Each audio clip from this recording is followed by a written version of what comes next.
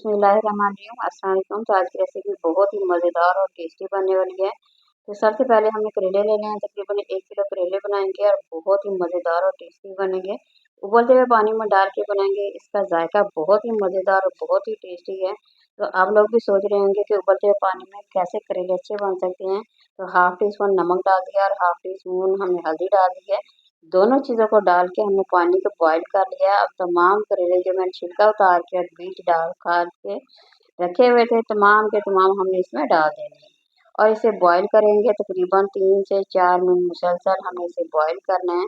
अच्छा, यहाँ पे देखिए ये बॉईल हो गया है तकरीबन। अब हम इसे लहदा से निकाल के ठंडे कर लेंगे और इसे बाद में हम इस्तेमाल करेंगे। आप लोगों ने वीडियो को पूरा वॉच करना है क्योंकि बहुत ही ज़बरदस्त से मज़ेदार से करेले की रेसिपी मैं आप लोगों के साथ शेयर करूंगी। तो यहाँ पे कुछ ठंडे हो गए हैं, तो अब हम इसकी कटिंग करते हैं।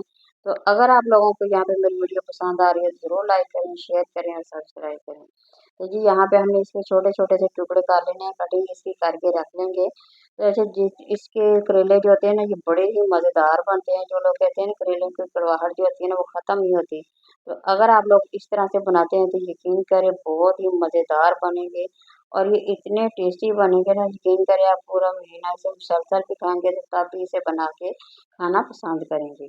तो यहाँ मैंने घी डाल लिया, तकरीबन 1 पाव हमें घी ले लेना है, उसी गर्म करके अब हमने इसे अच्छी तरह से फ्राई करेंगे।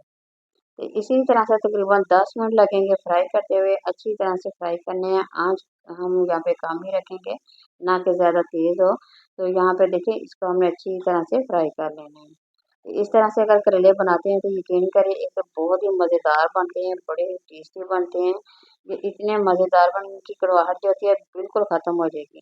तो बच्चे भी आप लोगों से शौक से मांग के खाएंगे। तो यहाँ पे देखिए इसका कलर ब्राउन हो गया था। ये मेरे पास प्याज है, 2 मैंने प्याज लेके उसकी कटिंग कर ली थी, तो वो भी हमने इसमें ऐड कर दी। अब हम इन दोनों को फ्राई करेंगे। मुसलसल इसे 1 से 2 मिनट हम इसे फ्राई करने हैं। जैसे ही प्याज थोड़ा सा नरम हो जाएगा तो हम इसे निकाल लेंगे। तो इस तरह ये बड़ी ज़बरदस्त सी रेसिपी बनती है, शायद ही आप लोगों के साथ किसी ने इस तरह शेयर की हो।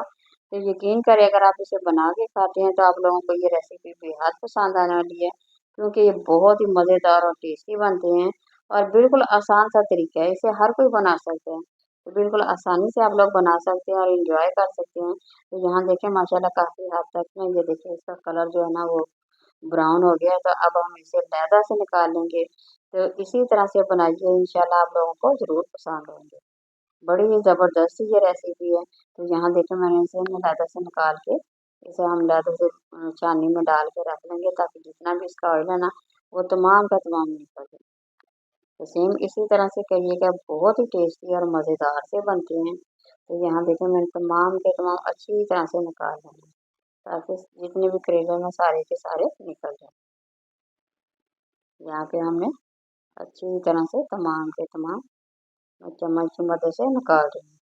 तो इसी तरह से हम तमाम के तमाम निकाल लेंगे।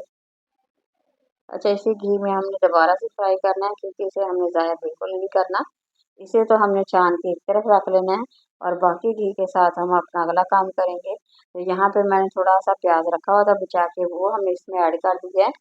तो अब हम इसे फ्राई करेंगे अदरक लहसुन के साथ। पहले मैंने अदरक लहसुन का पेस्ट डाला है, फिर मैंने प्याज डाला है, तमाम चीज़ें डाल के जैसे ही वो फ्राई हुआ है तो हम इसमें गोश्त डाल दिया हमने चिकन का।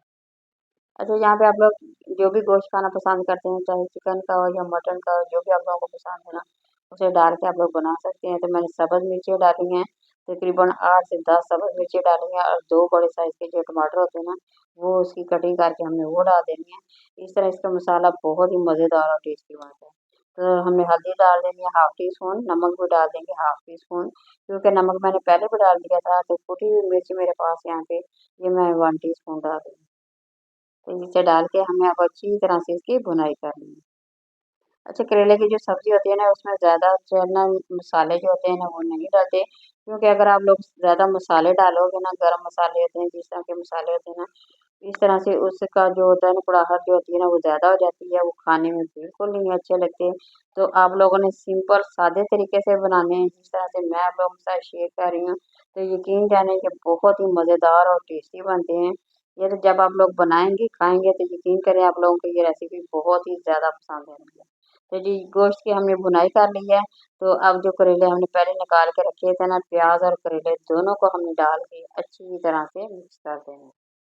तो जी ज़बरदस्त ही हमारी रेसिपी बन गई है। देखिए बहुत ही आसान सा तरीका है, इसे हर कोई बना सकता है। अगर आप लोगों ने ज़रूर इसे बनाना है और इंजॉय करना है। तो एंड पे मैं थोड़ी सी सब्ज़ मिर्चें फिर डाल रही हूँ, तकरीबन 4 से 5 सब्ज़ मिर्चें हैं। तो डाल के तकरीबन अब मैंने इसे तकरीबन 2 से 4 मिनट दम पे रखूँगी। तो बस ये हमारा सालन बिल्कुल रेडी हो गया है। बहुत ही टेस्टी और मज़ेदार सी हमारी जो रेसिपी है ना, ये बन के तैयार हो गई है। तो अब आप लोगों की बारी है, आप लोगों ने बनाना है और कमेंट में मेरे साथ ज़रूर शेयर करना है कि आप लोगों को रेसिपी कैसी लगी। तो जी ये देखिए यहाँ पे मैं अच्छी तरह से ना इसे करेले भी डाल के ना हमने भुनाई कर ली है तमाम की तमाम। तो बस अब हम इसे कवर ढक्कन लगा के अब बंद करके इसे रख देंगे थोड़ी देर के लिए। तो सेम इसी तरह से बनाइए और एंजॉय कीजिए। ज़बरदस्ती रेसिपी है। ये देखें जी माशाल्लाह बहुत ही ज़बरदस्त और बहुत ही टेस्टी ये बनते हैं करेले इस तरह से। अच्छा मेरे बच्चे भी करेले नहीं खाते थे, जब से मैंने इस तरीके से बनाए उन्हें बहुत ही ज़्यादा पसंद आए हैं। तो जी यहाँ पे हमारा काम हो गया कंप्लीट, सब्ज़ धनिया डालकर बहुत ही ज़बरदस्त से देखिए हमारे बन के तैयार हो गए हैं।